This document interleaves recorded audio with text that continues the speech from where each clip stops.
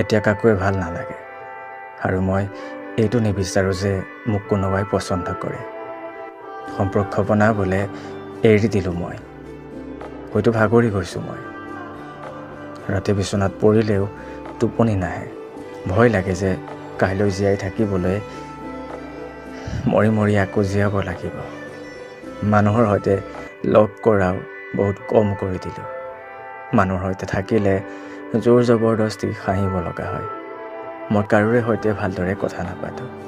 এই কথাক লৈ সকলোৰে অভিযোগ আছে মোৰ ওপৰত, আৰু মই কিয় কথা পাতিব নোৱাৰোঁ সেই কাৰণটো মই নিজেও নাজানো। কিবা এটাতো মোৰ হৈ গ'ল, কিন্তু কি হৈছে মই নিজেও নাজানো। নিজকে সলনি কৰিবলৈ বহুতবাৰ ট্ৰাই কৰিলোঁ, কিন্তু মই পৰা নাই। আজিকালি মনে মনে থাকি ভাল লাগে, অকলশৰে থাকিয়ে ভাল লাগে।